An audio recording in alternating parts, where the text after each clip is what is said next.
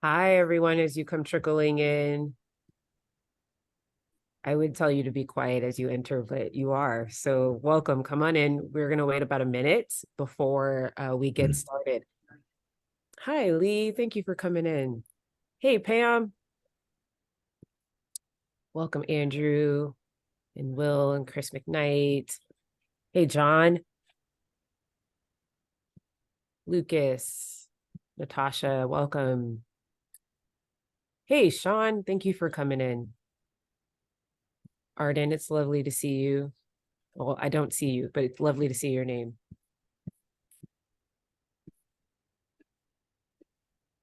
Keep trickling in, guys. Thank you so much for joining us on a Saturday. We will start in about 30 seconds.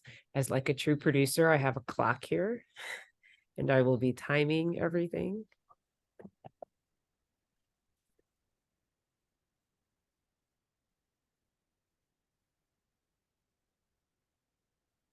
Hello. Natasha, if you have a question, please throw it in the Q&A. I see your hand is raised. At the bottom of everyone's screen, you'll see the little tools for Zoom. There's a box that says Q&A. If you have a question, please throw it in there for me. Okay. We are going to get started, and anyone else that joins will join us. Good afternoon or good morning. I guess you could still say it's morning. My name is Afia Lusu, and I'm the first vice president and the chair of the workshop committee for the National Academy of Television Arts and Science. I'm also the the workshop chair for the Chicago Midwest chapter. I don't know. I can't speak this morning. I've yet to have any caffeine, and I don't normally have caffeine, but I need it. So excuse me. Thank you guys for joining us on a Saturday, especially leading into a holiday weekend. That means a lot to all of us here on the call, as well as everyone that's part of the Chicago Midwest chapter. These workshops are held in an effort to help enrich, educate, and encourage journalists and television film production crews. All of our workshops can be found on the NATAS website. When you hit the workshop tab, you will see our past workshops as well as ones that are coming up. And please feel free to check chicagoemmyonline.org, and you click that workshop tab, and you will see our past workshops as well as this one. This workshop is being recorded. And it will be posted in a couple of days for you to share and to watch back at any time. Again, at the bottom of the screen is a little box that says Q&A. If you have a question, please put your question in there. I will be monitoring those and sharing those with our moderator, who is today Mark Zoromski, the retired director of student media at Marquette, Diederich College of Communication. So I will turn things over to Mark, and he will introduce our panel. Thank you so much. Thank you, Afia, and welcome to everybody. I am so honored to take part in such an important seminar. It is a Saturday, and it's not just any Saturday in Wisconsin. It is a holy day. It is the opening of Wisconsin's deer hunting season. I actually was going to wear my blaze orange because that's a safety thing, but I decided against it. We are so fortunate to be joined by some extraordinary panelists. Tom Durkin is the program director for the James W. Foley Legacy Foundation. Tom worked with safety experts and journalists across the country to develop the James Foley Journalist Safety Curriculum and routinely conduct safety seminars such as this one. The most recent, I think, being at the National Press Club. Tom is also a researcher and grant writer at Marquette University's Center for Peacemaking, and he teaches classes in peace studies and occasionally in English, I'm told. Ron Smith is the executive director of the Milwaukee Neighborhood News Service, a nonprofit news organization that covers Milwaukee's diverse neighborhoods. They give voice to and shed light on the challenges facing Milwaukeeans who are often ignored by broader media outlets. before taking over NNS. Ron, affectionately known as Ron Shine to his colleagues, was managing editor for news at USA Today, and before that, deputy managing editor at the Journal Sentinel here in Milwaukee. Ron also played a role in the development of the safety curriculum. Kathleen, good timing. Kathleen McElroy is a professor in the School of Journalism and Media at the University of Texas at Austin. She has 30 years experience, professional experience in journalism, including associate managing editor at the New York Times. Kathleen is also the co-director of the Center for Ethical Leadership at Media at UT Austin, and is a member of the Foley Foundation's newly formed Journalist Safety Curriculum Task Force. And we are so honored to have Jim Foley's mom, Diane, with us today as founder and president of the Foley Foundation. You normally would find Diane in the halls of Congress or at the White House, advocating for captured journalists and all Americans held hostage or wrongly detained. Diane has pressured the White House under 3 different presidents to raise the profiles of American held overseas. She is internationally known and advocating at conferences around the world. Diane, thank you so much for being here. I want to start with you, Diane, and talk just a little bit about the great work that the Foley Foundation does, but also about Jim. I imagine you've been awfully busy these past few weeks. Can you tell us a little bit about what the Foley Foundation does? And these are dangerous times for journalists, both domestically and abroad, aren't they? Yes, absolutely. Thank you so very much. I'm delighted to meet with you good folks out in Milwaukee. That's one of Jim's favorite places. He was a proud alum of Marquette University, where he studied history, actually in Spanish. He eventually found journalism a few years later through a graduate degree at Northwestern Medill School of Journalism. The Foley Foundation was started less than a month after Jim's murder. Jim had been targeted and kidnapped because he was a journalist in Syria in 2012 and held hostage, eventually killed by ISIS. And it was shortly after that, in September of 2014, that we started the James Foley Legacy Foundation, because we felt that Americans could do much better to prioritize the return of any Americans, innocent Americans who were taken hostage abroad, be they a journalist or an educator or aid worker or whatever they might be doing in the world, because Jim was not a priority when he was taken. Our country struggled with that, and thus the American hostages all were murdered in that time frame. And the other issue that we've become so passionate about is journalist safety. We really, feel particularly our focus has been on aspiring journalists, young people who care about our freedoms and our country, and who want to get to the truth about the myriad of issues there are. So many things need to be covered in a very intentional way, but the risk for journalists is increasing.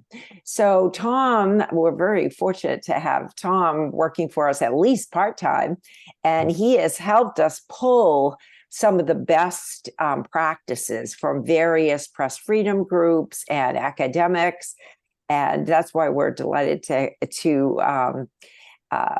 have this conversation with you, because it's so important. We want you to be safe, because what you're doing is vital. Yes. Diane, I'm mindful that an anniversary is coming up of Jim's capture, November 22nd, 2012. And no matter how many years pass and we move on and we try to become whole again and all those kind of things, those anniversaries hurt. So I know my the anniversary of my most horrible day falls on Thanksgiving this year. So I just want you to know that our prayers are with you and your family. I would like to talk just a little bit about Jim, because I have a lot of favorite quotes, and one of them about death and tragedy is, they say a person dies twice, once when they draw their last breath and once when their name is spoken for the last time. And it's important that we keep talking about Jim, right? To keep him alive. And I hope you don't mind if we talk just a little bit about him, and then we'll kind of move on. But I'll start with a little story. Back in 2016, when Jim was posthumously inducted into the Milwaukee Press Club Hall of Fame, one of my students was chosen to write his bio for the program and then introduce Tom, who accepted the award on Jim's behalf. And, she turned in the first draft and it was pretty good.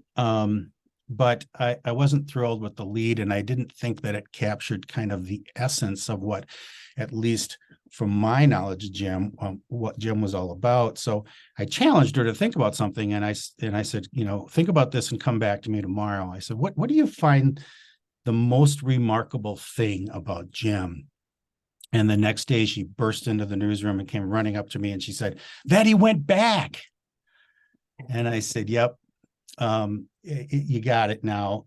Now go and rewrite with some feeling and try to capture that passion that and dedication that Jim had. So for those of you who don't know, Jim was abducted and held captive twice. The first time he was held captive for 44 days in Libya. He was finally released. He came back home, Diane, right?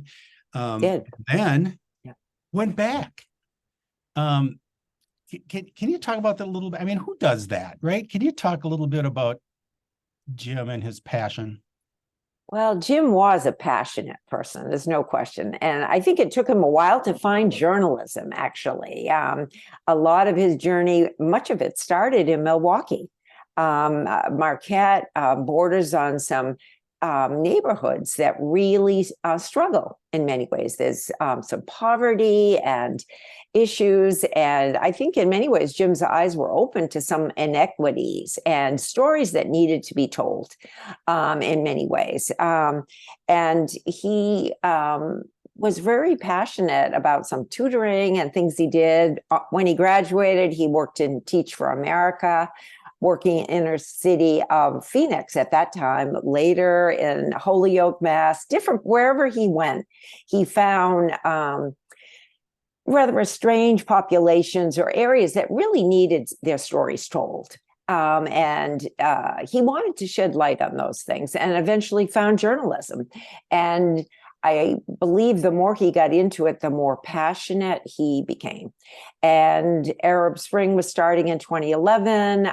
He felt that those stories needed to be told also. A lot of staffers were leaving the Middle East because of the dangers.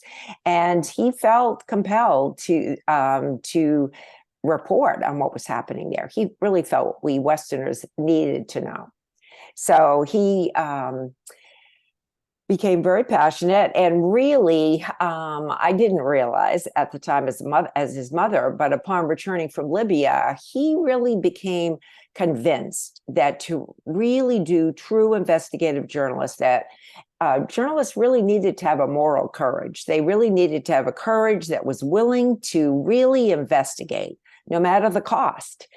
But that is partly why we're concerned about safety, because obviously we want journalists to be able to continue this great work and to know how to keep themselves safe while they do it. And it does take moral courage, doesn't it? I mean, we're not just talking about conflict reporting. It takes moral courage to go on the streets and do the kind of reporting that we do all across the country.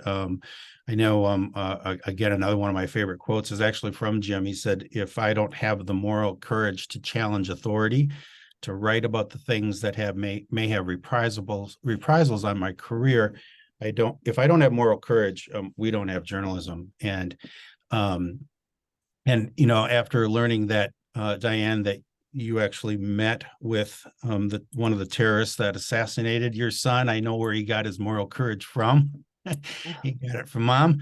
But thank you so much, and I look forward to hearing your insights on safety in the field. So let's see. Did Kathleen joined us? She had a little emergency to attend to, but I'm glad you're here. So Let's start. We're going to delve into the specifics, obviously, in a moment. But Kathleen, let's start with kind of a broad view of the way we operate as television professionals and print professionals and journalists today. Do things need to change? Things have needed to change for a while. Excuse me, and again, my apologies for being late. I think we're in this new era of thinking of safety. There's a new culture of safety for journalists. In the past, and by the way, this is not accusing anybody, especially Jim, of being reckless, but I don't think newsrooms thought of safety first. Mhm. I think they thought of content and how do we get the content. And there was, I think, unless you were embedded with troops or anything, like little thought about how the journalist or his, her, their camera operator, how do they work as a team? How do you send someone out to a protest? And we saw that in 2020, journalists covering the protests were very vulnerable to assaults by law enforcement or maybe by other protesters. So I think now we realize that it's not just about the content, that you have to think about the journalist's physical and emotional safety in the process of creating that content. And you end up with more complete dimensional content when the journalist thinks about these things that maybe we didn't think about before, things that the Foley Foundation has been teaching our students about. Be safe, which I know we'll talk about later. But I think newsrooms now do have to think about, what am I doing to my people? Am I taking care of them? Do they feel safe in the field? Do they feel safe in the newsroom? And I think that's one of the positive changes in journalism today. And this is no longer the era of the lone wolf. This is a team. Even if you're physically alone, you should think of yourself as culturally being part of a team. Yes, thank you, Tom. It's all about developing safe habits, right? And trying to make those things second nature to what we do. But there's so much to think about. One of the impressive things I think about the curriculum, and we're not here to kind of teach a college class, but is the breadth. All of the things that we have to think about in terms of safety. Can you just give us a couple? We're going to talk about a few of them today, but can you give us a couple of examples of, let's just say, the chapters, right? So that we can kind of give us an overview of the things that we have to think about, because obviously protests come to mind, and we'll talk about that. Natural disasters come to mind, and we'll talk about that. But there's so much more, isn't there? Oh, there is. And just building on what Kathleen and Diane were talking about, it's really been an evolution of how we've thought about safety. When we started, we were focused strictly on conflict reporters, media working in conflict zones. And it didn't take us long to realize that threats and risks impact all media members. And this can be whether you're on the streets, or it could be in newsrooms. And so there are a lot of things to think about. And what we wanted to make sure is that we weren't thinking about these things as an add-on. Like, this is like, you learn safety after you learn all how to be a good reporter, a good camera person. You learn it in tandem with being it. That's part of being able to operate effectively, is being safe doing it. So we talk about things like how do you prepare for an assignment? And when you do a risk assessment, how do you work with sources? What are your rights when you're working in the field? We talk about things about emotional and mental health. Those are things that are more freely discussed now, but still need to be discussed more. The impact that reporting on difficult stories has on journalists. And moving past this idea that you write a story, you file it, and you simply move on without addressing the trauma that you undertake by covering these types of stories. And so then the journalist has to think about that. People in the newsroom also have to think about that. Am I sending the same team or the same person out to cover the same type of traumatic events? And what weight does it have? Am I checking in on them and their well-being? Digital security is a huge risk these days. What do we do to keep those materials safe? So I don't want it to seem overwhelming. That's not our goal. We view bringing these issues up as a form of empowerment, that I've thought about these things, that I'm aware that they exist. And this helps me to do my job more safely. This helps me protect myself, as Kathleen was saying, my team. We're in this together. Yes, it's a competitive industry, but we are all pulling on the same rope in a sense. So we want to make sure we're doing this safely. So there are a lot of elements that go into how do we prepare to be safe. And the way we view it is, if this is particularly for younger journalists, if this is taught along the way, it's almost like scaffolding. You're building on it, and you start recognizing that safety is part of this. And the last point I want to make about this is, we often talk about how media members are first responders. You're going to stories while other people are trying to get away from them. You're armed with a pen or a camera. So you have to be prepared, just like a firefighter, a police officer would want to know how to be safe. Journalists and media members need to be thinking the same way. Yeah, thank you.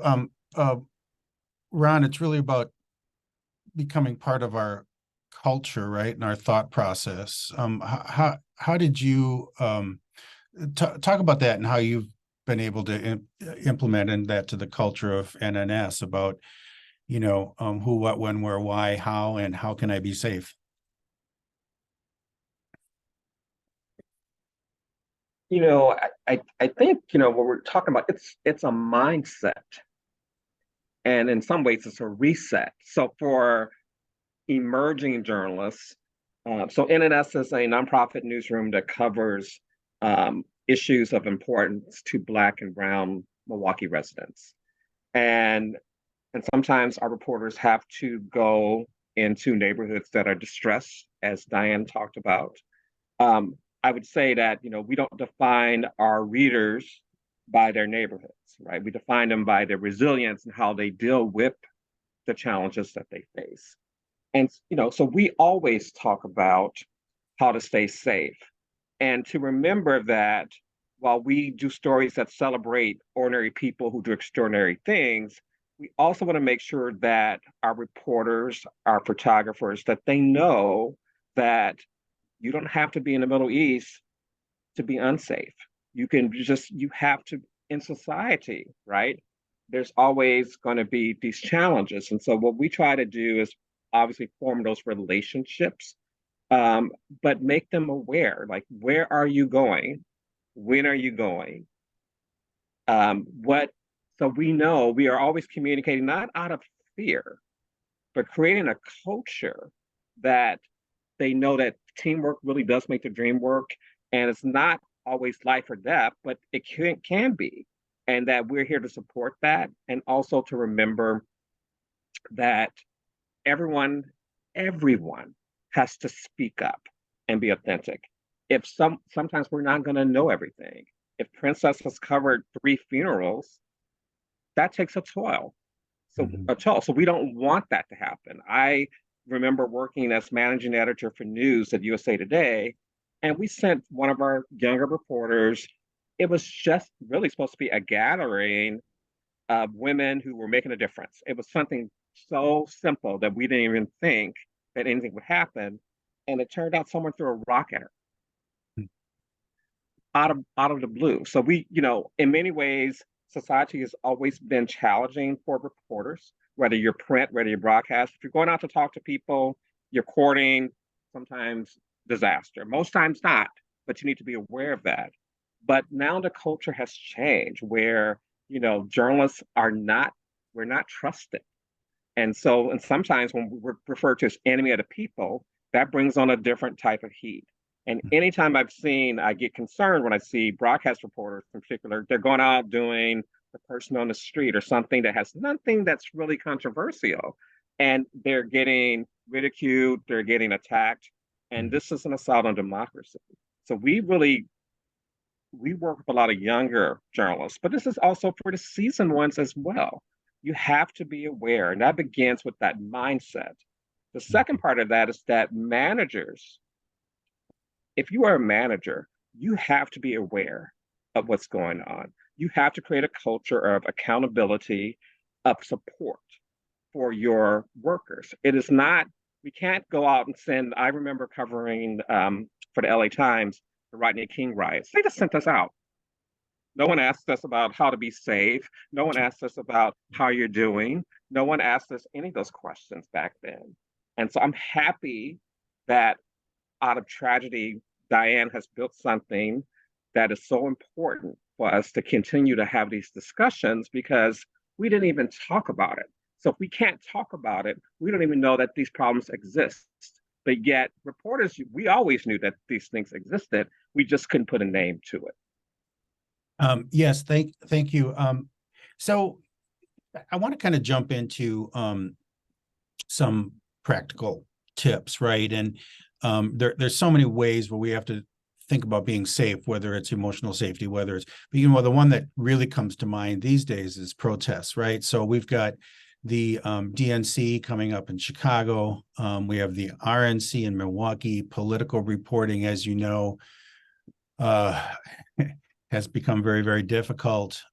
Certainly going to be even more difficult for women and people of color. So let's talk about some things that we might be able to do to try to protect ourselves when covering protests. And Tom, probably you're the most logical place to start because your curriculum is packed full of some kind of practical tips. Well, yeah, I've been very fortunate. Like working for the Foley Foundation, I have access to people like David Rode, who was twice captured and held hostage. Jerry Van Dyke, who was held hostage by the Economy Network, and then just the journalists and reporters and media people that I have access to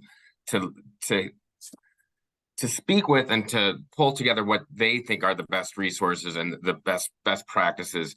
When you're thinking about things like the RNC, the DNC, like if you're coming to Milwaukee, for instance, one of the first things we would suggest is get here early. Learn this layout of the city. Don't show up the day of and not know where things are located. Like just being able to say, like, all right, here's where something's being held at the Pfizer Forum. Here's where the roads are. Here's where exit points are. And just getting a lay of the land if you have access to that. One of the things we stress to young reporters, and I particularly stress this when I'm working with Marquette students that work for The Wire, for our TV or radio, is if you're new to the city or just unfamiliar, visit it before you have to do a story. Like figure out where things are, so you're not the first time you go to any neighborhood, it's not the first time you've been there. So that's one element of it. The other thing, and this came from like just talking to different newsrooms. We've talked to like TMJ4 here in Milwaukee. We've talked to newsrooms in Roanoke, Virginia, and in Green Bay. And one of their camera people said that whenever he gets to a new location, when he steps out of the van, the very first thing he does, he takes about 30 seconds just to look around and listen, just to get a feel. Like, are there groups gathered anywhere? Is there any unrest? Is there anything developed? But just to get an assessment. And this kind of ties into, Kathleen brought up the be safe. And what we stress is be safe, meaning before everything, stop, assess, focus, and act. So you're thinking through this, and this can be a split second, but you've thought about it.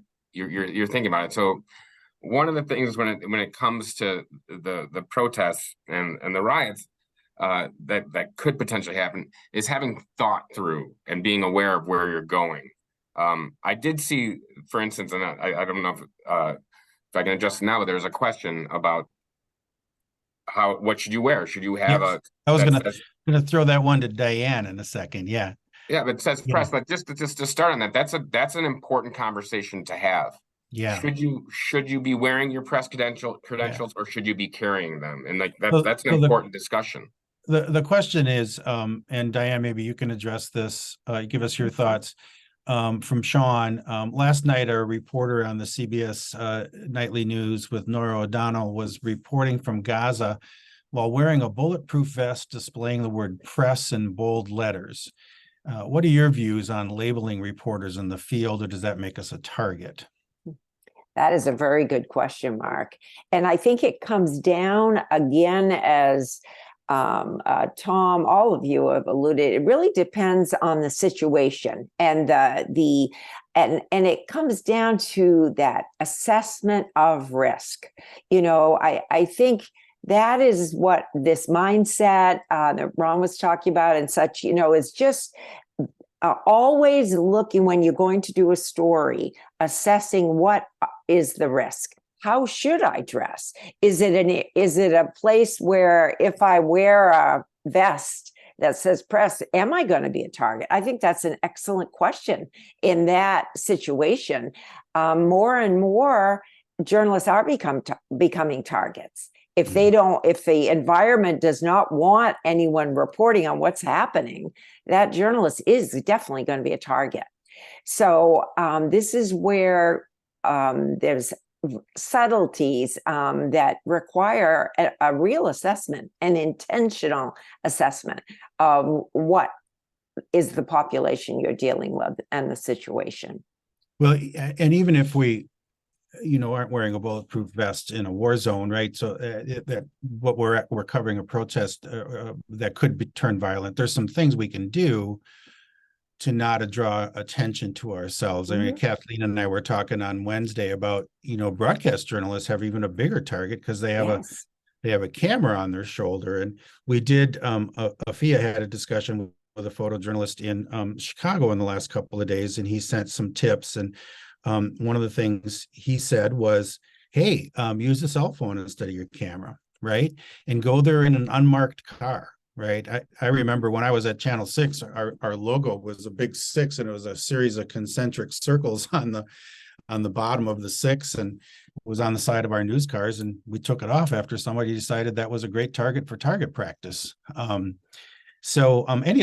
other things can we do in terms of protests to try to stay safe? Anybody? Kathleen. And I will take this to managers again. Who are you sending to the protests? I mean, everyone has to have a first protest, but can you send more than one person? Are you purposely putting a person of a particular identity, sending them to that protest? Are you doing it for your good or for that person's good?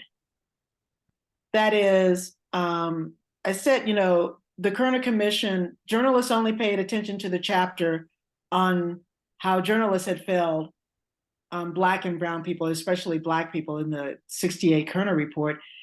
And, you want to think it's altruistic that TV stations especially started hiring African-American reporters. Well, a lot of that was because their white reporters were being beaten up while covering the protests across the country. So if you read some of the accounts of these first Black journalists, they knew they were being used. So I think as a manager, having a conversation and thinking about, in a transparent way, why you're sending this person to a protest, and what could the consequences and benefits be.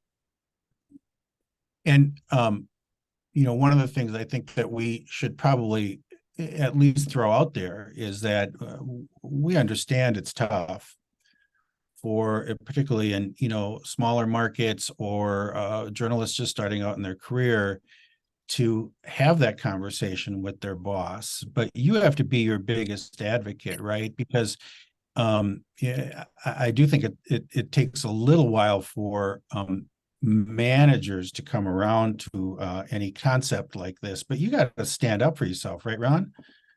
Absolutely. I always feel like, and I completely, I was going to say what you're saying, Kathleen. I agree.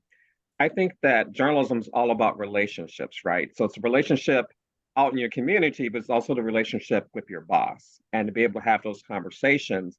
Again, I didn't even think about in 1992 asking, like, why am I being sent out here? A lot of the Black reporters, such as myself at the LA Times, we felt like we were, the white reporters, we were feeding our stories to white reporters who didn't go out there, didn't go out into the field. We didn't get any credit other than a contribution line. And that always stuck through with me as we navigated many other challenges. And I think about in 2016, when we had an uprising in the Sherman Park neighborhood of Milwaukee. And I was leaving the Journal Sentinel to go to USA Today, but was concerned because I think it was the last week that I was in Milwaukee. And we had Journal Sentinel had sent reporters out to those neighborhoods. So we had young Asian American intern who was beat up. But then we also had two white reporters who had relationships in those communities. They knew Raquel Rutledge. They knew Ashley Lutheran. They knew who they were. And so they were like, Miss Ashley, I'm going to walk with you. So that helps when you don't pop in and parachute in, and you have to think about that. Those relationships matter. And so I always tell our reporters at NNS and other places that there's a gospel singer whose name is Pastor Shirley Caesar. She is 83, 84 years old. She sold millions of records. I bring it up because Pastor Shirley says that she's on the A team and the B team. So the A team is that she is going to work with young folks to get her records and be current. But the B team is she says she's going to be there when they leave. And I think a lot of times we come into these communities or places we don't know. We pop in. We don't study. We don't develop relationships. We don't talk to the influencers in those communities that could help us get those guidance. Sometimes we are just very like one-dimensional. We're in, we pop in, and then we pop out. And that's no longer, and it was never really a solution, but now we need to evolve. So even if you're talking about the DNC or the RNC, knowing the politics, knowing the people, establishing those relationships before you get there is going to be helpful in case something does happen, because we do know, that there are, people planning protests already for RNC. We've heard from our neighbors that we cover at Neighborhood News Service.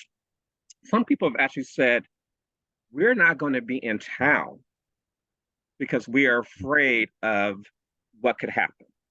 And so we're trying to make sure we understand that context. But there should really be no excuse for people just popping in and popping out. Yeah. We know these events are happening, and we got to do the research. Sometimes we don't have that option, right, on a day-to-day basis. And that's why it's really important to have those relationships. I was going to say, we don't have the option to not be in town, right? So Tom, back to some specific tips about covering protests.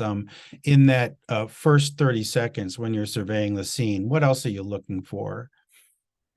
When you go to one of these things, like, and this is what I've gathered from talking to seasoned journalists and reporters who have covered these type of situations, like looking where a police line might be, looking where your exits might be, developing a primary and an alternate meetup point with your photojournalist or your reporter, right? If all hell breaks loose. Well, I was going to add a few things. Like, these are things like when you're thinking about going somewhere, you should have a check-in schedule. Like, when am I supposed to check in to make sure everything's all right? Who's my contact person? What materials do you need to do your job that day? Like, are you bringing something that you're not going to need, or are you going to not have something you will need? So thinking about that. Your team, if you're working with a team, what's the point where you say this is no longer safe, that we need to withdraw? And in talking to newsrooms, a lot of what they're moving towards, and this is a cultural shift, and this is something like Kathleen was alluding to in terms of the culture. If one person feels like this has gotten too dangerous and we need to withdraw, you listen to that person. You don't try to talk them into saying, no, it's going to be all right, we keep going.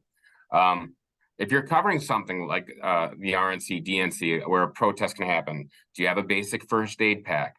Do you have water and snacks in case you need them? Do you have a backup charger? The adequate footwear and clothes. How are you dressed for the occasion? And this would tie into the question about the press. Are you going to be wearing a vest that says who you work for? Or if you're going to the situation, is it better to not? And that's part of a risk assessment that a team should think about before they get to the location. Right. But can I ask a question though? I mean, because some of these incidents are happening when it's a one-person team. It's not a team. This person is filming and writing. So what about that person? And this gets back into the check-in. Like if you are a one-man band, or like you're doing everything, are you checking in with somebody? We just had this morning we had on a task force that's dealing with the reporters in Gaza. There was a reporter that they hadn't heard from in 48 hours. So an alert went out, and it turns out the communications are so poor in Gaza right now that she just didn't have access to it. But the fact that she hadn't checked in 24 hours sent out an alert like, hey, we've got an issue, like, and we need to find this person. Fortunately, everything worked out, but someone needs to know you're doing this, and someone needs to know where you're supposed to be at a certain time. So if you are working alone, that's one thing to be doing. Well, I'll get to you in a second, Kathleen. To quote Dan Shelley, who's the executive director of the Radio, Television, Digital News Association, who travels all across the country, speaking to television stations and at conferences, and he tells news managers, in terms of the one-person band thing, knock it off. Of course, we're never going to change that, right? Because that's going to always be part of it's a budgetary thing, I'm sure. But Kathleen, you were gonna say something. Yeah, we had a student reporter who was hit with a cell phone while he was covering a relatively minor protest. So I think for the one, person reporter, it's like, how deep inside do you need to go into something? Yeah. Like, if someone is acting violent, is that the person you should be approaching? It seems obvious, but again, I think this still goes back to risk assessment. If it doesn't feel right, then don't do it. You're not going to get a medal or a special A++ for putting yourself in a dangerous situation. It's a very good chance you won't get the story at all at that point. And the other thing, whether it's a team or one person, is, and this goes to what Ron was talking about, if possible, do you know your local law enforcements? It's not possible if you're parachuting in, and oftentimes you do have to parachute in, but this is not saying to be, clubby, but if there's someone who is a police spokesperson, you should, hey, what do you think? Get information, Yeah, and a couple of things. Number one, I have these really excellent tips that I'm going to kind of read off about covering protests from the photojournalist in Chicago. But then they're all in our safety curriculum, every single one of them. So Tom and Diane have made sure that that's available on the Foley Foundation website and free for anyone, even if you're not a teacher, right? Go through there and read the tips. But a couple of things that we talk about is, don't get between the protesters and the police, right? We get it if you need to get in there to get great shots and great natural sound, but be wary of where you are, because if you get caught between the protesters and police, if things get out of hand, you're right there to get clubbed with the rest of them, right? With whatever is going to go down. And an interesting thing that I think we've talked about, and Diane, it seems so crass for me to ask you this, but I think again, it is the story worth someone's life. And that's where I think journalists have to really assess that. They have to, think about what is right for them. and often there are other ways to get a story. I can't emphasize enough, ideally, to have a team. That team approach that Kathleen is mentioning. Certainly, if you have to go out alone, that you, as Tom mentioned, definitely someone knows where you are, when you're supposed to check in, when you're supposed to return, that all of that kind of thing. Because I feel things are getting more and more dangerous. And I think it's ever more important to work as a team with one's colleagues in the field, as well as the managers or editors. There definitely needs to be a culture of safety. That's and part of it is standing up for your own rights, that you don't feel safe going in alone, that you think that's an important story, but you prefer to go with a colleague or such. Right. And I would also add, managers, be careful about the behavior that you reward, because you set up a culture where we can say all this stuff and we agree, but then, Robin went in and she got between these protesters. That's great work, Robin. Sends the wrong message, right?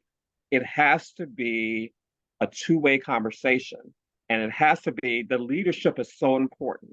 And I tell emerging journalists, I tell seasoned journalists the same thing. You have to be your best advocate, but you also, when you're starting to interview and go places, check out that manager's track record, because that's going to affect how you live your life. Because we can all say, we would all agree that no one should risk their lives, but then what's the message that is being sent by the leadership? What's that culture? And so I think, again, I keep saying it's a mindset for journalists and a reset for journalists as well. I want to move on because we have so many topics to cover, but if you don't mind, let me just read a couple of bullet points, because I want to make sure that we give as much practical advice as we can. And when we're talking about one-person bands, when you're in a pair with a reporter and a photojournalist, I always say this. Reporters, don't forget that your photojournalist is blindsided, right? He or she can't see from one side because they got a camera up next to their head. And so you got to protect that blind side, and you got to be able to really both watch out for each other. So just a couple of practical tips that Mark, go ahead, Kathleen. Yeah. I just want to say that is so important. And by the way, I misused the term camera operator earlier. I meant photojournalist. But I want to say that Tom gave that tip to my class. And like a couple of months later, a student photographer said that the person he was working with helped him by saying, wait a second, you know what? I don't think you're in a good position. Yeah. And I don't care how good the shot's going to be. So those were two people who heard you, Tom. And I just wanted to point out that it does make a difference. Yes. And the story was just fine. But the person, the other journalist, was looking out for her teammate. Mm-hmm. Just a couple of bullet points again from this photojournalist that Afia had a discussion with, and we're not naming the photojournalist in the station because we don't really want to put someone in a position to be speaking for their station, right? But the person said this, and some things we talked about, and most of all of this is in the curriculum as well. Pay attention to your surroundings. This person recommends taking unmarked cars, not vehicles marked with the station logo. Be aware of the neighborhood. Use your best judgment. A story isn't worth your life. Use a cell phone instead of a camera. It's a chance to get in and out quickly. Safety in numbers. Call the police and say you're a journalist and ask for a squad car to come help at a location if you're doing a live shot and you feel you need protection. If you don't feel safe doing a live shot, do it at the police station. Do the live shot outside the police station. Go to a place that's well lit, public space, and provides comfort and security. For protest rallies and politics, this person recommends taking the mic flags off with the logos. Cover the camera logo with electrical tape. Don't wear station gear. Stand outside of the march. Don't get in the middle of it. That's what we were talking about, right? Take an unmarked car. Use a cell phone. Don't use camera lights or floodlights. Don't antagonize the police.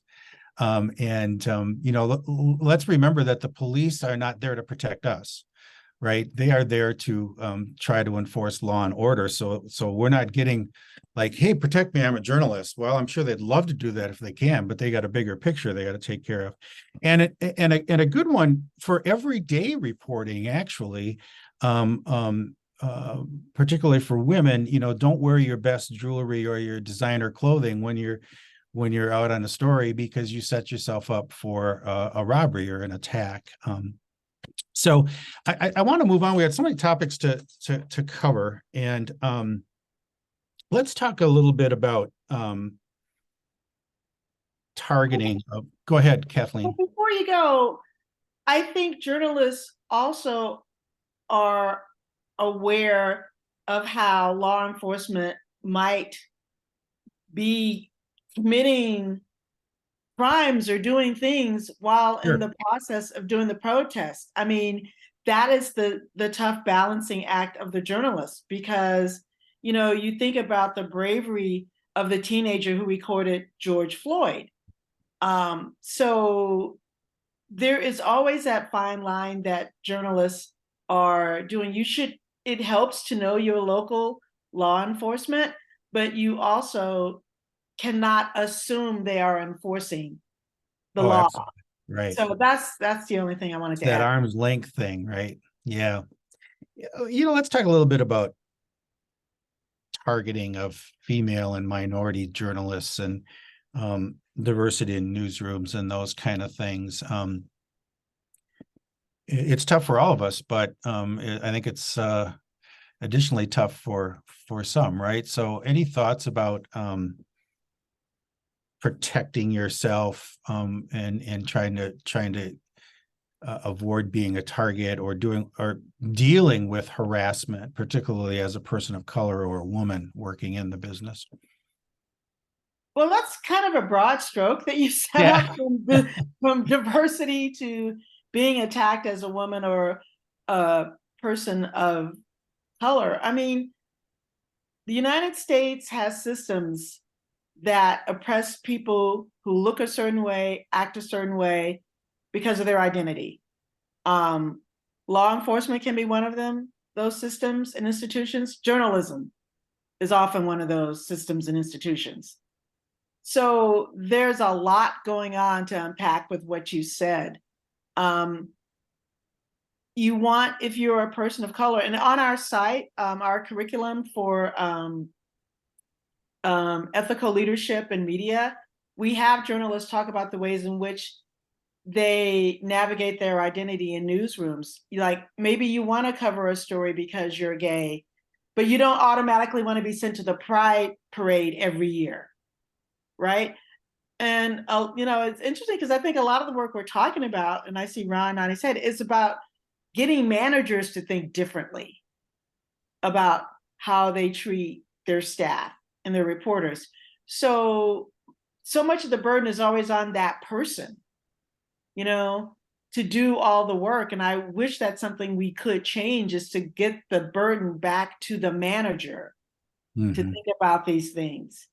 But yes, women are targeted. When you see 90% of the sideline reporters who are female, what they're experiencing and hearing while they're trying to do their job is just horrific.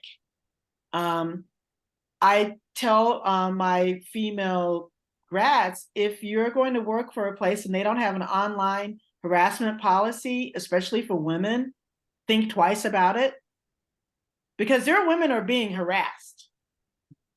Do they have a policy that addresses it? So you bring up an excellent point there, Mark. And if I can build on for a second, like that policy is so important, because we know the studies show the vitriol, particularly online harassment, that cyber bullying, the trolling, is off the charts for women and journalists of color. And that's a health of the industry question, because then we lose young people because the burden is too great to continue in the field. So it's not just about, it is about the individual, but it's about journalism and media writ large, because this impacts the health of media. I would just tack on what Kathleen and what you're saying, Tom. An example of when you're using people effectively and not as decorations, like, sending a gay person to the Pride Fest, sending the Black person to write about Black history. When George Floyd protests were happening in Milwaukee in 2020, Princess and Mia, who were two African-American reporters for us, they were in a meeting and they said, what's weird about Milwaukee? We don't see any Black and brown women at the protests. And I said, why is that? And they both said, we don't know. So they actually went out and talked to, because they noticed, because they're part of the community, who wasn't at the table. Princess found a woman who, an activist from Milwaukee, had gone to Minneapolis when the George Floyd protests were erupting. And she came back to Milwaukee determined, like, wow, they got it organized. I'm going to organize it here. And then after we talked to 12 to 16 of these activists, we found out that they didn't feel it was a safe space for them to protest. So they were there, they were willing to protest, but they felt it was homophobic, it was very patriarchal, and these were being led by people in our community. And we talked to some of the organizers. We would have never had that story had we not had those two reporters who knew that we would want to broadcast that kind of story and listen to their voices. And so, it's a really complicated question because, for many years, I've always talked, journalism, oh, we have to have this parity. I've been hearing this for 40 years. I don't know about you, Kathleen, but I keep hearing that, and it's so hard to find people. But my staff is 80% people of color. So maybe it's not that hard to find people. Maybe the question is, what are we looking for? Diane, I was just about to ask this question, and then a question came up in the chat as well. So you have obviously developed a lot of exceptional negotiating skills throughout your work, particularly your work with trying to get the State Department to pay attention to captured journalists and Americans and to and those kind of things. How does a staffer, right, whether let's say a female or a person of color or a gay journalist who doesn't have any allies in the newsroom, how do you begin to have that conversation with the managers about your need for support? Well, I think that is something we need to teach journalists, how to negotiate, if you will, with folks. And just to get back to one thing Kathleen was saying, the Alliance for a Culture of Safety, which was also started shortly after Jim and Stephen Sotloff were killed, it's an international group of media, press freedom, and freelancers to give them access to things that staffers and big media companies may have. But one of the things they've done is they've emphasized the importance of educating editors, because I think you're making a very important point, Kathleen. And so some of that is out there. That is essential. And I think young aspiring journalists need to do that. They need to, when they interview for jobs, they need to find out what is the culture of that place. They also need to interview, find out about policies, about harassment, about online security, all of these kinds of things.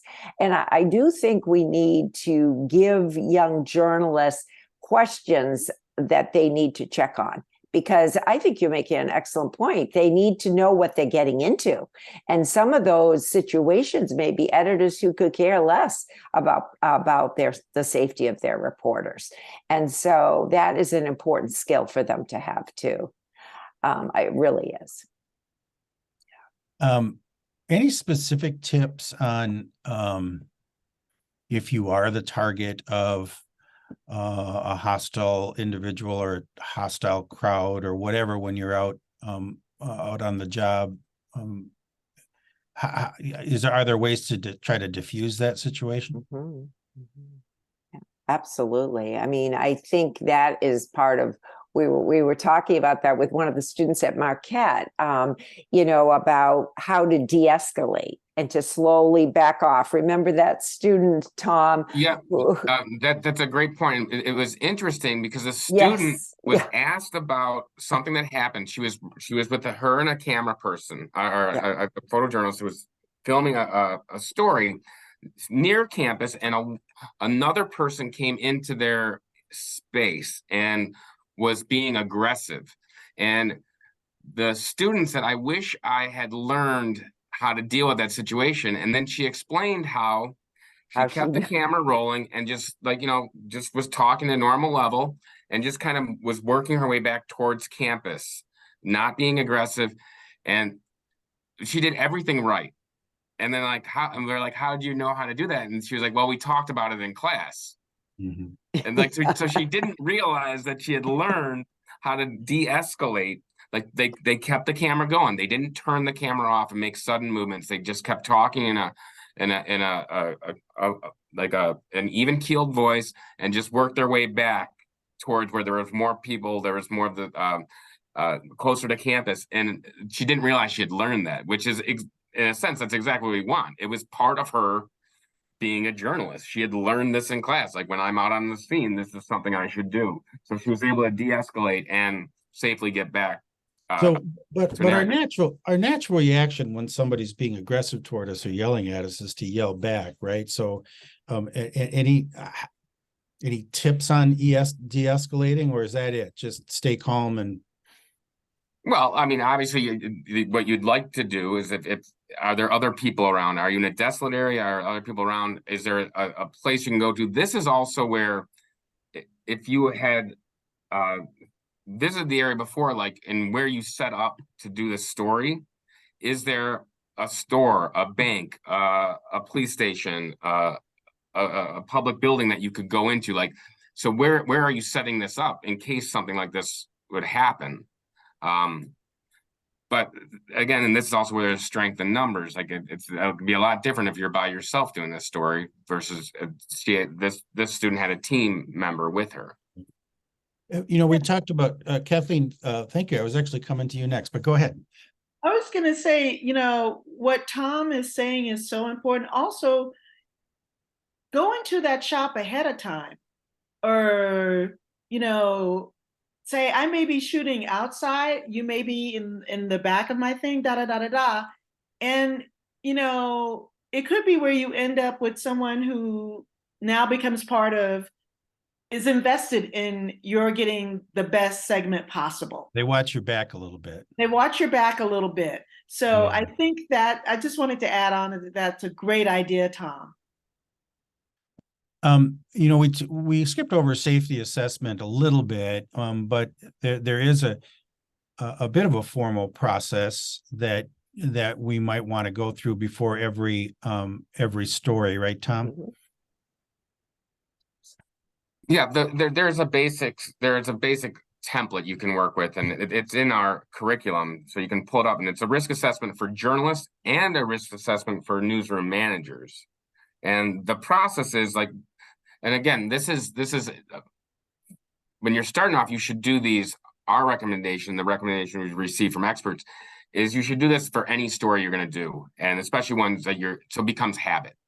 It's something that you can then eventually just do it, even if you're going to a breaking news story, because you've thought about this. But like a basic assignment outline. What are the risks? What's your project? What's your goal? The location, where am I going? What's my schedule look like? Some of the details. What do you need to film or record? Do you have to meet with certain people? What's the basic foundation of this project? Are there specific risks that you should be aware of? Is it a sensitive topic? Has there been a lot of discussion on this that's created animosity? We see this in politics, but you can go to a school board meeting these days that can go sideways. So is it a high risk location? Is it our activity? Who are you meeting? Do they know that, or are you just hoping to find someone to meet? Is your security threatened? Does your profile put you at risk?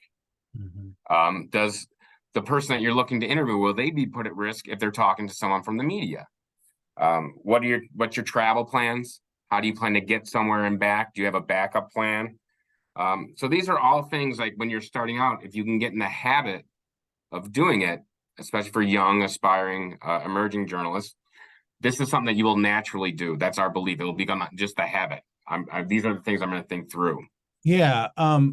Ron, that sounds like a lot. You know, we rush from story to story. Do we have time to think about safety before we head out? We have to make time for that. And again, it's that mindset. We definitely have to do it. And I would also say, you know, we keep saying the safety curriculum is for students and, you know, emphasizing for emerging journalists.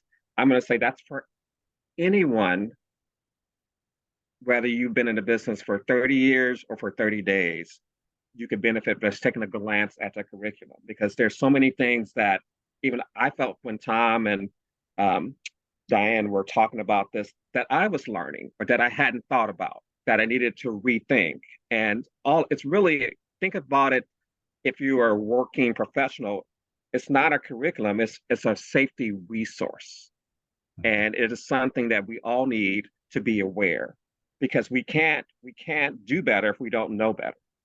And here's a way to do that. So, but to answer your question, Mark, it's absolutely, it doesn't take that much time to think about these things. And at the end of the day, you're alive. I think what Tom was saying is that if you practice it a little bit, it then becomes second nature. And it's, you know, I always think about, and actually I was doing electrical work again this week, and I'm not particularly good at it, but I know enough to be safe, right? So, you know, I have several devices that I use. One, just a little beeper, and you run it across the cable, and you think you turn the breaker off, but you double check to make sure it'll beep if there's electrical current running through there.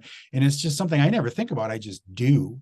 And that's the point we want to get to, right? That's the point we want all journalists and managers to get to the point where they're thinking not only about who, what, when, where, why, and how, they're thinking that extra H, how can we be safe?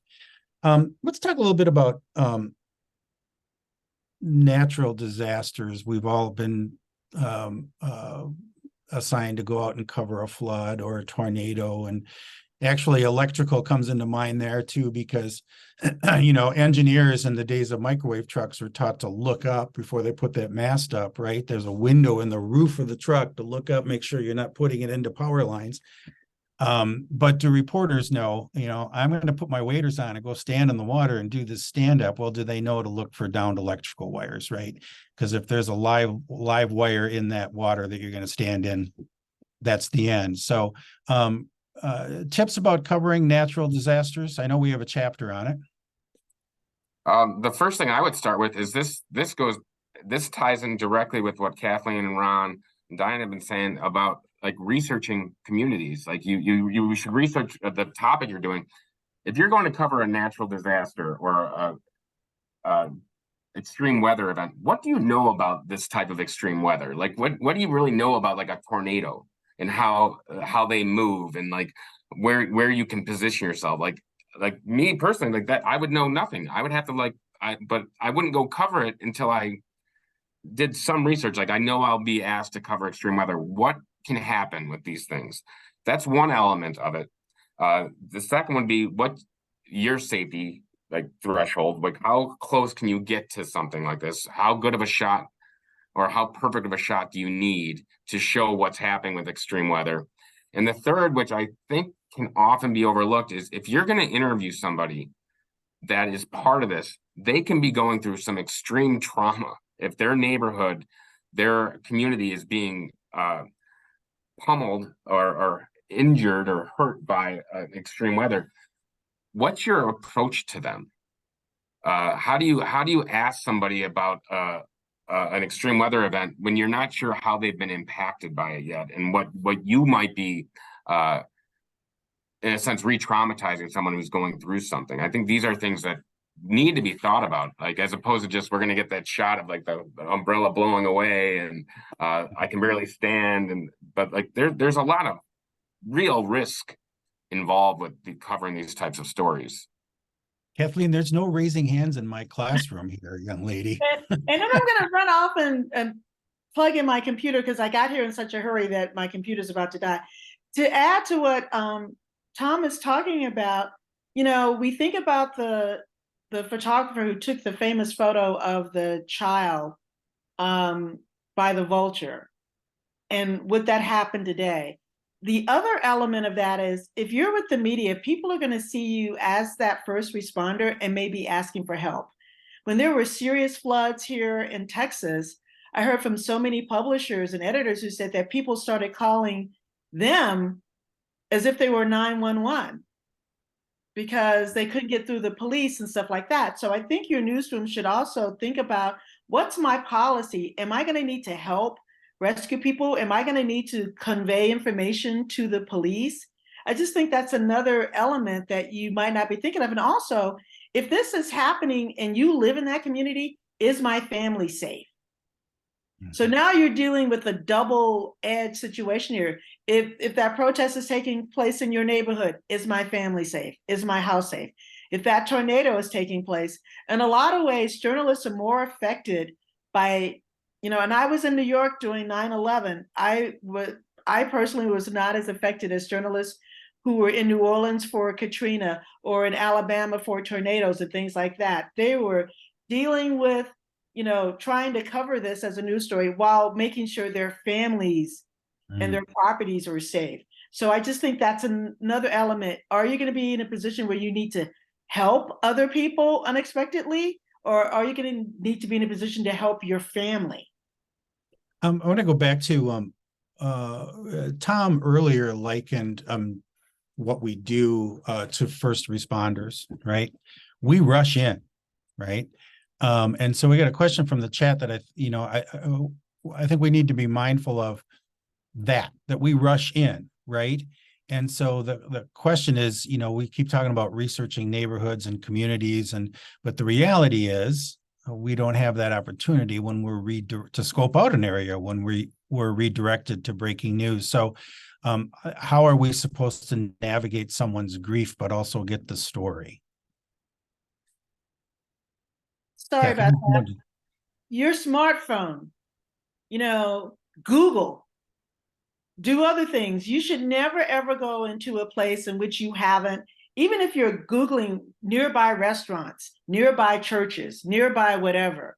I just feel as if, the way we use this device can help us in these situations. But I would like to hear from Ron and Tom on that. One of the things that has come up when we talk to reporters and in terms of best practices and media members, if they're gonna interview someone that may have experienced grief, is don't go in with the mic. Start the conversation first. Hi, I'm so-and-so, I'm looking, I'd like to talk with you. Explain why you want, what's the purpose of the talk? Are you willing? So it's not like a mic in someone's face, or you're immediately in reporter, journalist, broadcast journalist mode. You're allowing someone even a little bit of time to think through, okay, I get it. You want to ask me this, and it's not just the beginning of the conversation; it's the end of the conversation. Where do you leave that person at the end? Do you make sure that they're in a good, as good a space as possible? Because if you're asking someone to retell a story that re-traumatizes in a way, you have an ethical responsibility to make sure that person, when you're done with the story, it's not just, all right, well, thanks, I'm leaving. We've talked to people who, journalists or reporters who have said, can I get you a glass of water? Can I get you tea? I'll check back in with you. I want you to know that this story will be used like this, and where we want to tell your story. So there are ways of approaching somebody and of leaving somebody. Ron, I'm interested in your thoughts, but I want to put you on hold for just a second because I want to go to Diane, because there's probably nobody that knows better about being approached by reporters in the absolute worst moments of your life. And can you talk a little bit about the approaches that people may have asked you for interviews and the ones that handled it as correctly as humanly possible? I really feel this is very important to me, because I've been approached all different ways, for sure. I've been approached by some very sensitive, kind journalists who really allowed me to relax enough to really answer their questions. And I've also been approached by people very abrupt and unfeeling and very almost hurtful, like Tom was saying, shoving a mic in my face or that kind of stuff. So I really feel that the best interviews will come from a journalist who's able to establish a rapport, a relationship, in that they really want to listen. They're not as concerned about their questions. It's really hearing what the interviewee wants to share and being empathetic and kind about that. I really feel that makes a huge difference in terms of the quality. I've noticed over my career that the reporters who get those kind of interviews, I don't think it's a coincidence that they're some of the most empathetic people I've ever worked with. I think that goes hand in hand, doesn't it? It's an incredible quality to have as a journalist. Mark, I would say, like, one thing I've always said about Jim Foley, who was, my best friend from going back to our first year in college, he was without question, and this is why he was such a good journalist, a good writer, a good photojournalist, without question, the best listener I've ever met in my life. He heard you, and he basically, and Diane can speak to this too, he basically interviewed anyone he talked to. You didn't get much information out of Jim, but he was asking you questions, and you were willing to open up to him, even as a friend, because it was obvious he heard you, and he was asking questions that went with what you were saying. He wasn't trying to get you to say something. He was trying to hear what you had to say. Ron, so we're rushing to a scene. We don't have, because we rush, right? Do we have, how do you navigate someone's grief and also get the story when you're redirected and you're sent there? It's breaking news.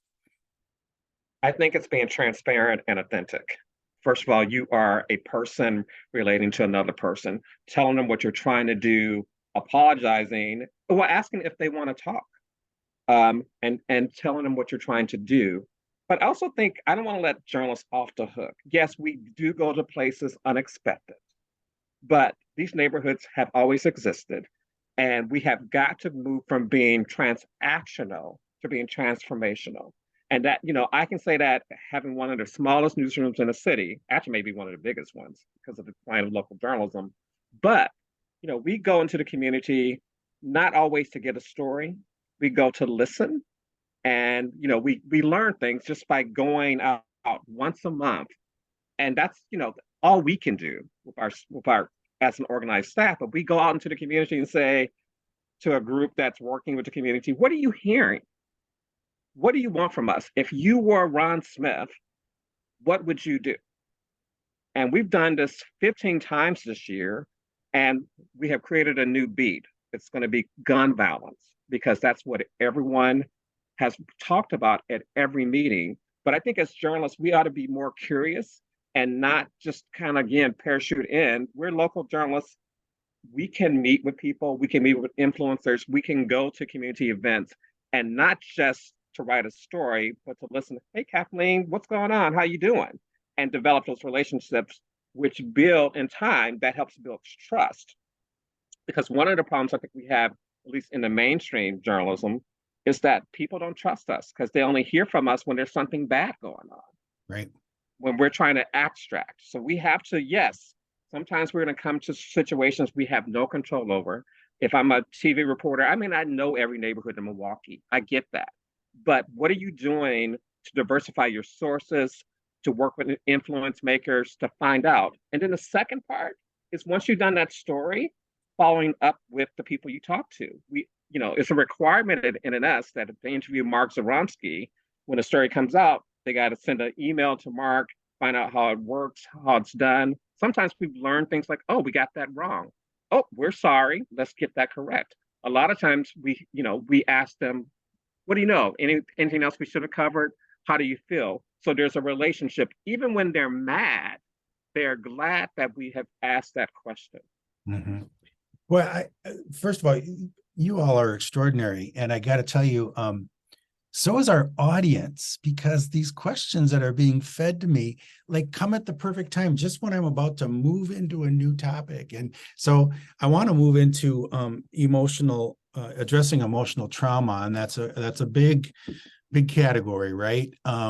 And here's the question that I just got. Quote, "I am burnt out. These post-pandemic years are draining," in all caps. "Would you consider mental health to be a safety issue? How do I get back to me? Because I really love storytelling, but I'm tired of the crime coverage, extreme weather coverage, crazy political rallies, etc." All right, panelists, guide us. Kathleen wants to go. I just want to say that you are burned out, that journalism burnout is a real thing. There's been research on it.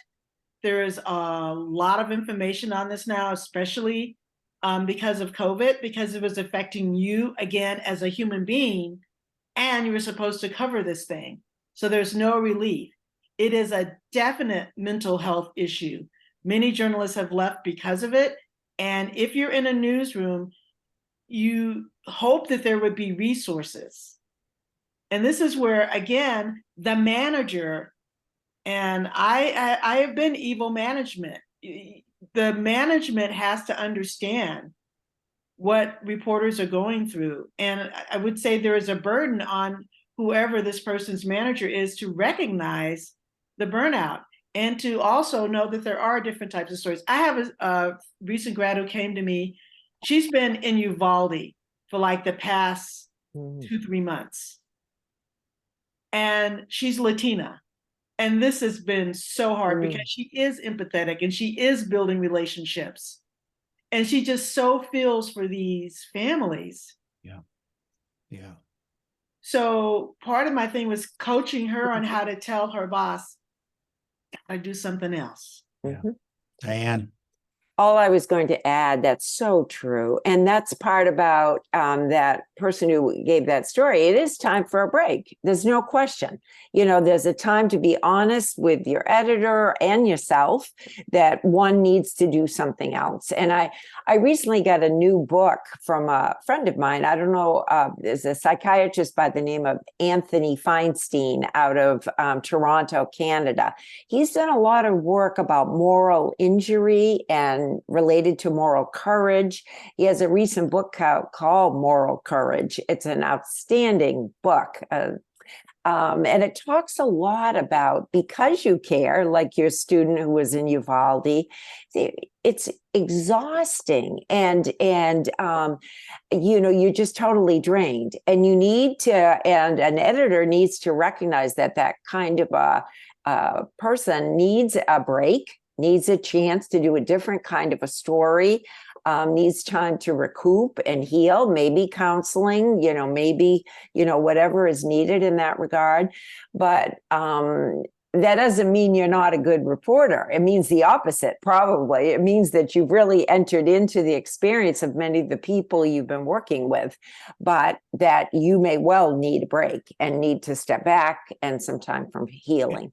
And easy for me to say, a little harder to do. But if indeed we have the moral courage it takes for all of us to do our jobs on a daily basis, we need to have the moral courage to talk to our bosses in situations like this, right? Right, to have that crucial conversation, because editors are also stressed out too, right? They have to do more with less, and they don't know. So if you don't say something, you have to be your own best advocate. And, you know, to figure out ways to have those kind of conversations. Again, that relationship is really even more important. But what you can't do, I've learned the hard way sometimes, is I thought my editor could read my mind. And she had 30 things to do. And had I raised that issue, it would have been solved. And so it's not always going to be, you know, I don't want to paint managers or leaders as care, you know, they don't care. They're juggling many, many things just like you are, and they're just as stressed as you are. And so if they don't know, they can't help. So the first part is, you know, first, there's nothing wrong with being burnt out. Like that's We all get tired. I always say I'm tired and inspired, but I'm getting tired. So I need a break, right? So we all need to be our own advocate, and we cannot let other people dictate our happiness. And to build on this, I think one of the stuff, and this is, I've talked to a number of journalists who have experiences. There's a guy, Mike Betcher, who works out of the University of Oklahoma, who did a documentary called Hornet's Nest. We had a conversation about his experiences in Afghanistan, and he said how he kept everything in the mid 2000s. It all came out at one time, and he felt like he hit rock bottom because he held everything in. Just 2 weeks ago, we had a conversation with Sean Carberry, who's a former National Public Radio writer, and he's been in and out of war zones, and he just wrote a book called Passport Stamps, if we're doing book plugs right now. Passport Stamps, that talks about his experience and like this feeling of depression and emotional struggles. I think one of the keys is we have to acknowledge that it's not a sign of weakness for this to happen. You're covering emotional stories. We've been through a pandemic. You are reporting on things that cause trauma, and burnout is real. Feeling emotional trauma is real, and self-care is essential for effective reporting, effective journalism, effective broadcast media. And hopefully more and more newsrooms are encouraging these conversations and encouraging journalists and reporters to say, listen, I need that break right now. I've been covering this type of story. I've been covering this one story for so long, and that it's acknowledged, and it does not become, well, we can't trust that reporter to go out anymore, because that cannot be the model. That's the culture that needs to change. But interesting, and I want to stay on this topic because it like Kathleen said, this is real, right? And it is a safety issue, emotional trauma. But we're in a very competitive business, both amongst your competitors and then in your newsroom, right? There's competition among reporters that want, I think at times, and I think we mentioned this, but I'm not sure that we really kind of went in depth. We have a question: what recourse do reporters have who faced blowback from bosses for any hesitance to covering a dangerous situation? An easy thought is that you need to leave that situation. You need to leave that job, but of course you can't do that. Particularly if you're under contract and all those. Yeah, exactly. And so this is where I think what Foley does, the Foley Foundation, this is why I hope, webinars like this will give people the resources and the tools they can bring to their bosses. In that moment, your life is always more important than the story. And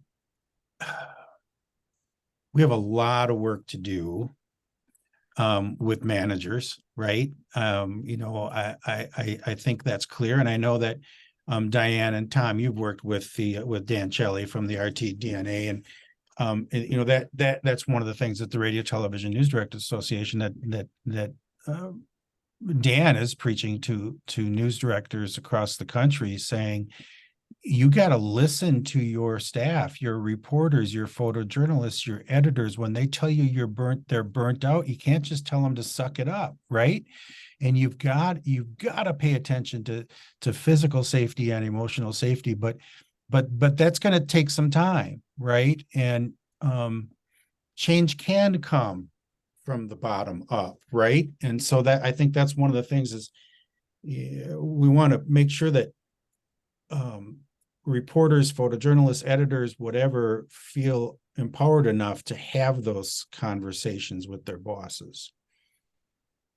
And I will add, in spite of the Michigan scandal and things like that, football coaches realize that we need to step up the safety game, right? And they have. And they've taught players to tackle differently. So we're just saying that physical and emotional safety needs to be a part of journalism. I remember hearing, and this is something that Ron had said earlier, so I know this sounds like a digression, but you know, I remember a football coach yelling at one of his players, even though the player scored a touchdown, that was not the way the play was designed. So if somebody does something that's reckless, it needs to be identified as reckless. Yeah, you got that story, but that, and I don't know why I put my phone on mute, but you have got to say that's reckless. That's not the way we do things. And I think as journalists, we also have to learn how to have difficult conversations. As Diane was saying, how do we negotiate that? So it doesn't become one conversation, maybe it becomes a series of conversations. I'm feeling burnt out because of A, B, C, and D. I'm hoping that, here's some solutions that I think might work. How can you help me? So it doesn't become, I don't believe people come into journalism to be quote, quote, assholes. Although I've had a number of bosses that were, but most were not. Mm-hmm. But being able to have crucial conversations has to be added to all our arsenal, and how we deal with things. Because sometimes we are, I've been caught off guard. I didn't know that happened, right? And I could reset. So sometimes we assume the manager knows more than he or she knows. Sometimes the manager has other constraints. And I think learning how to work within that system, learning to work with your teammates, because maybe it's not just, if you're feeling burnt out, you're not the only one, right? So maybe then there's a team talk that can happen that doesn't threaten anyone, but saying, hey, we're feeling this kind of way in our newsroom. Here's solutions that we can think of. How can we get past this so everyone is doing their best work? Diane, you've talked to a lot of people who I'm sure wouldn't listen at the State Department and other places. So what's the key? What's the key to get them to listen? I think one of the things is persistence, and listening to the issues they're having. I mean, there's reasons a lot of times why things happen, if you will. And not taking things maybe personally, but just looking at the issues as opposed to the people involved. That you may really disagree with how things were handled, like I certainly did. I was appalled at how our government handled the captivity of the 4 young Americans in 2012. But it didn't help to hate them or, criticize them publicly, that kind of thing. But it did help to be persistent about saying that we can do better. We really must do better. That as a nation, in my situation, that there had to be a better way to prioritize our folks. And I feel the same way about in media groups, that there has to be a way to protect our journalists.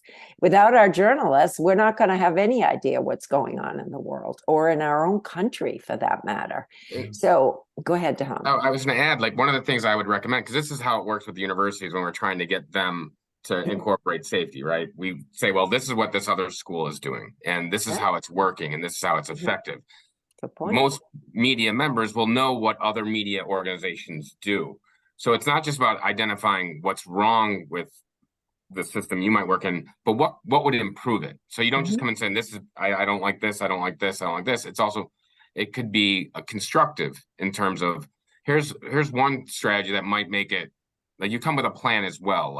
This is something that's working at this organization, or could we try this? So it's not just about saying what's wrong, but what's your sense on how things would be improved? Are you comfortable with sharing that? And ultimately, you end up with better content consistently. I mean, and, we were saying all this, doing this for the journalists, do this for this, but you're also doing this for news consumers. If your reporters feel physically and emotionally safe, they are going to be better reporters. They're going to produce content that works. I mean, I think I said this in one discussion we had. If an A+ report could get your reporter hurt or injured. It's not worth it. A good B plus. Some days say, okay, we're aiming for, this is a tornado, this is a flood. We're aiming for a B plus here. We're aiming for a B, if that's what it takes. So to Tom's point, yeah, this can be a positive in many ways. This is not just that we're soft. No, I think all of this produces better journalism. I agree. It's kind of how can you tell the story of other people if you can't tell your story? Right. Let's move to something that I'm terrible at. So I have nothing to say about it, and I'm going to listen intently as you give advice. Dealing with keyboard warriors and online bullying. That is a safety concern, isn't it? It's an emotional safety concern. So, all right, go enlighten us. Well, Kathleen has talked about this, and and so I would defer to her to start, but about this, whether or not your company has a policy on this. Like, what's the policy? Like, I shouldn't have to deal with this on my own, and trying to identify lines, and it's not always the easiest. I mean, when does trolling become a real threat, and what's the process for this? One, I would never encourage a journalist to go through all the comments. But if you are getting somebody, there's like somebody going through that's consistent, does this rise above, I'm just being trolled versus this is a threat? This is a threat. And if so, who do I tell, and how will this be handled? I think that's an excellent point, Tom. I think there is are things we can teach in journalism school too, about so young journalists keep their own private information off a lot of the platforms, that of their family. So they protect, so their address isn't out there, their phone number, just have ways that they can protect themselves and their private lives. I think it's very, very important that they learn how to do that, because it is truly a very real threat, particularly for women and people of color. I think it can become, and if they're good at their investigative journalists, they can easily become targets. And so they have to be very savvy about digital safety and their own profile online. I saw Kathleen shake her head when Tom said, don't go through the comments. Shake her head, yes. Ron, you read the nasty comments on the stories, or do you turn commenting off, or what do you think? We're a little different, at NNS, because I actually approve comments. So I've, okay. But in bigger places that I worked, I've told reporters,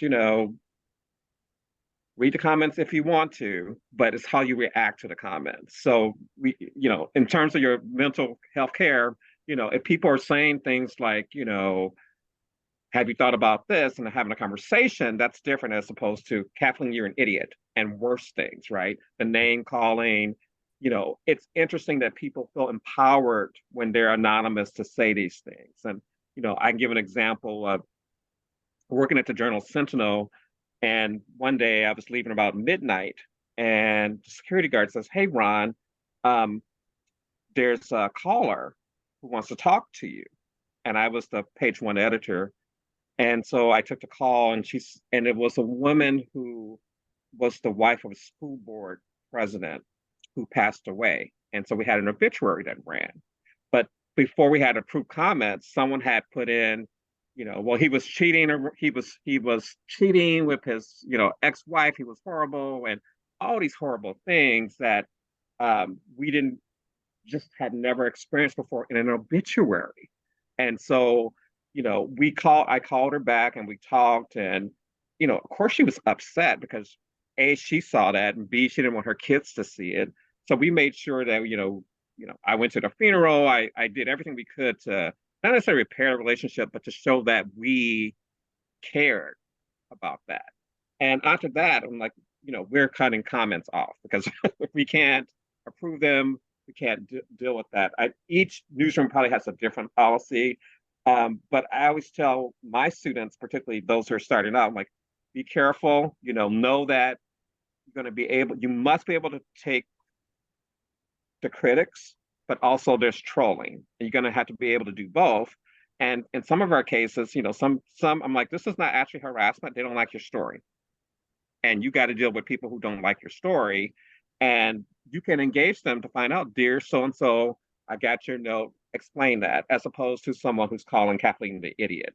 So it really comes down to how much energy you have for that. And I don't suffer those kind of things. There are plenty of ways for people to respond, to get their information out. I don't feel like we need to respond to every comment. But also, at NNS, you just don't come up and leave comments. We have a right to, we approve them. And we're very generous in terms of, if you're not name calling, if you don't like the story, that's fine. But if you're calling people idiots and things like that, we don't allow that. Well, we have I'm sorry, go ahead, Kathleen. I was just gonna follow up that what everyone is saying is so wonderful.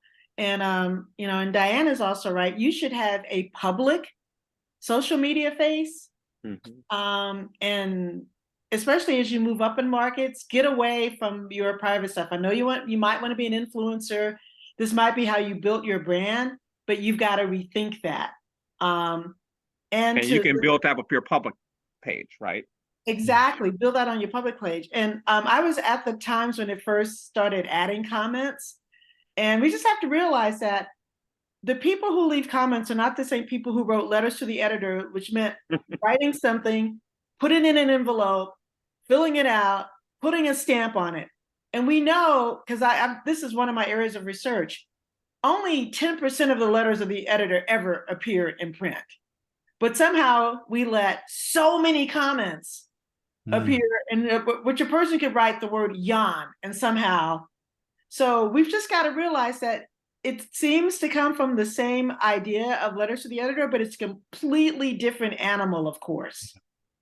So in terms of emotional safety or avoiding emotional distress, I guess, would you say to reporters, don't read the comments, but make sure someone is assigned to look for comments that rise to a threat level? Would that be your advice? I mean, Ron is the editor here. I think editors are paid a little bit more, and they should maybe look at it. Because of what I went through recently about possibly changing schools, there is a person who sends me the most horrific, terrible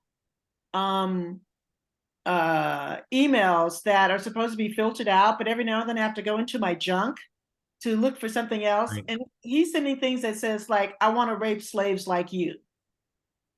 Okay. So that's why it would be nice if you could filter it out. But if you're going to be exposed to stuff like that, I just assume not go through my junk mail. Gotcha. So that's why I'm just like, Yeah. We have about 20 minutes left, and we promised, I've been addressing some of the questions as we go along, but I want to take a few more questions and kind of see where we go. So one of the questions is, I think by nature, because we're all, because we talked about journalist safety, and that's the core curriculum that is designed for college journalism programs. So we use the term journalist very inclusively, right? So we think you're no less of a journalist because you carry a camera on your shoulder rather than a reporter's notebook, right? That's why I call them photojournalists, not photographers or photogs or shooters, right? But we did get a question, did these tips apply for production folks? I am a production assistant for a video production company in Chicago.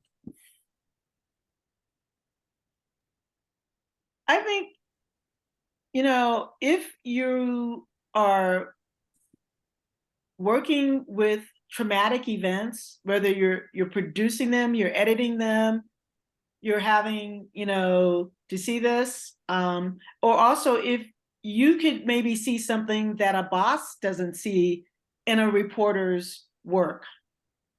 You might note that someone is maybe a little less emotionally safe. So I think this goes back to what we're talking about, that everybody is a team. You Yeah. know, do you see someone who is lower ranked than you being bullied in the office? Or do you see that a reporter is becoming more and more risky? Not that you would want to say anything to that person's boss, but I think as a team, you've got to see it as like, what's going to be the best for my overall crew. But I'll shut up. Yeah. Well, I think I would agree with that and say and you can substitute the word media for journalist. You can when we recently and last year put together a traveler safety guide. And this we were going to share with like humanitarians who work, and it's amazing how aligned the traveler safety guide is with the journalism safety guide. Right. Like we're talking about some of the same things you're looking for. So I do think like if you're a production assistant, these are applicable. These Exactly. Exactly. I think go ahead, Diane. No, I just concur Yeah. with all of you. I think Yeah. all of us need to definitely, I think they could learn a lot. And there's obviously going to be some differences on what a production company does in terms of physical safety and equipment.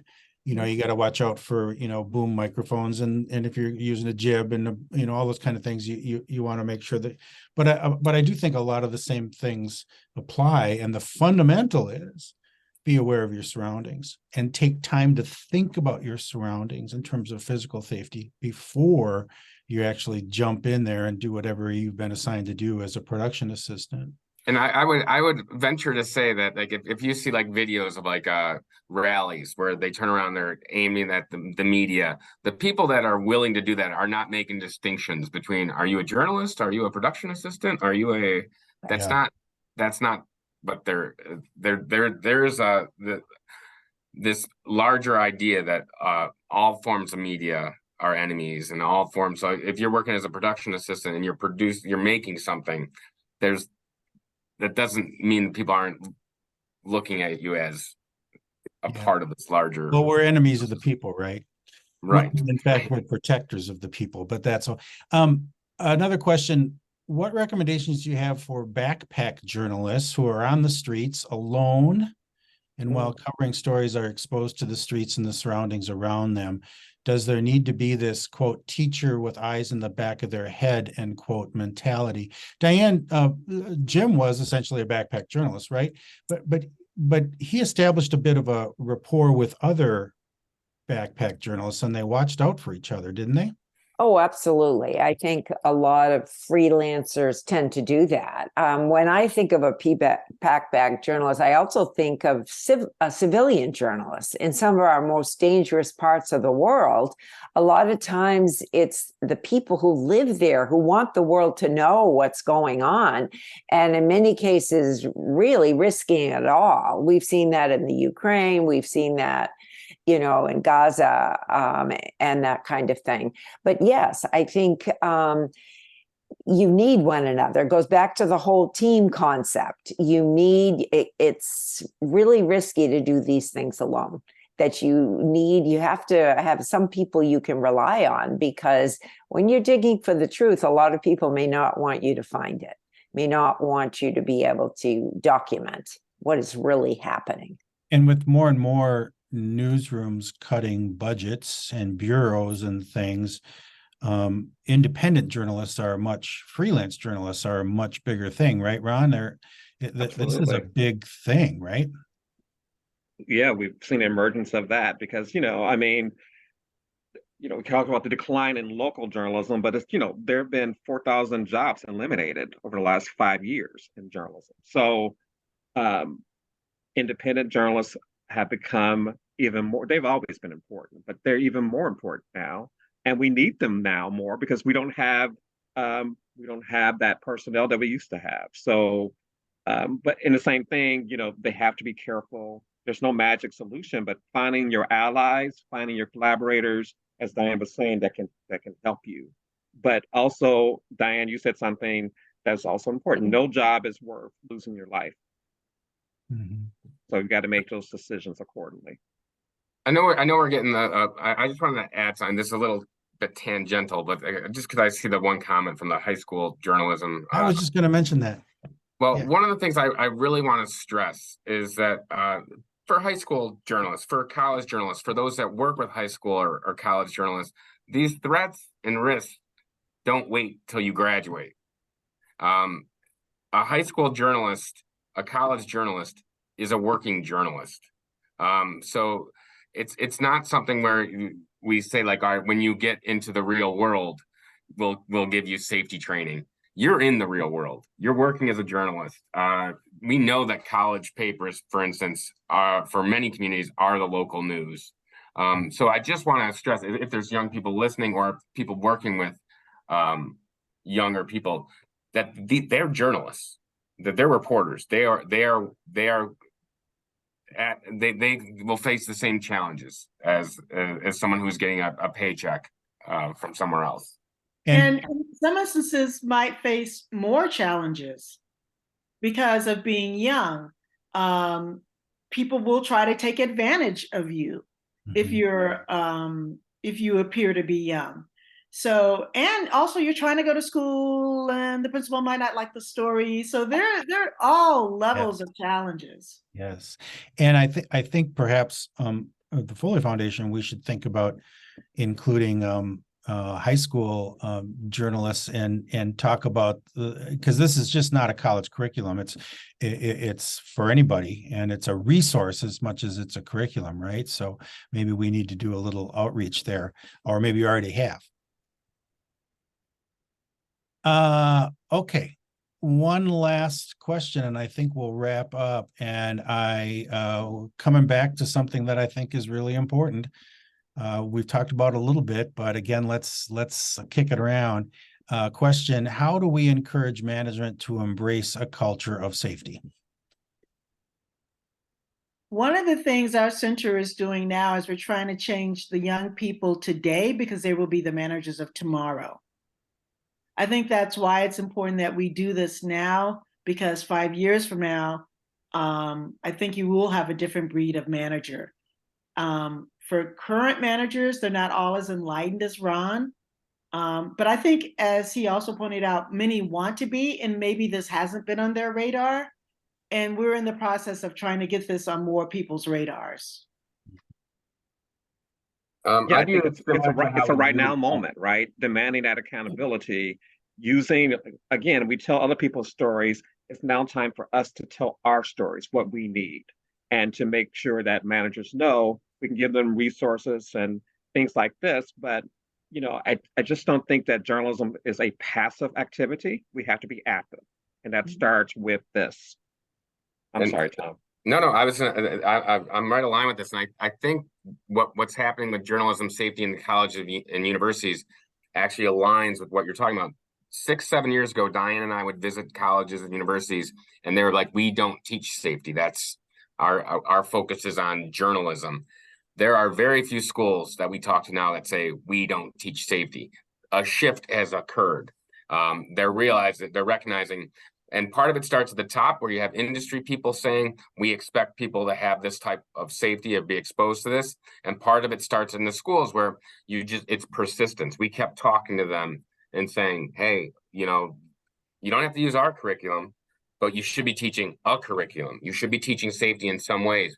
And so change can happen, but it's Diane mentioned persistence before, and you have to be persistent. And if as more and more newsrooms do embrace this, and media organizations, others will have to follow to keep their talent.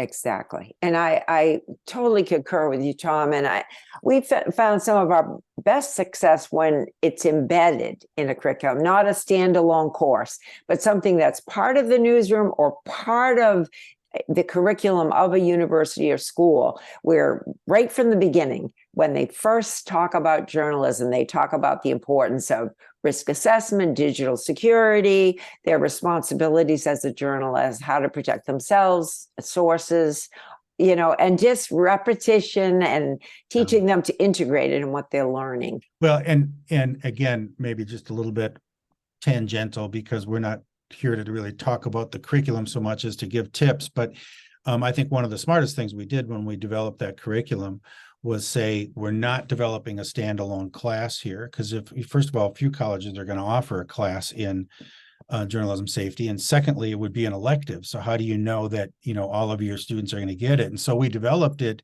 in modules that can be dropped into every class. And what we did at Marquette was every journalism class had a different module. And so by the time they graduated, they went through the entire curriculum.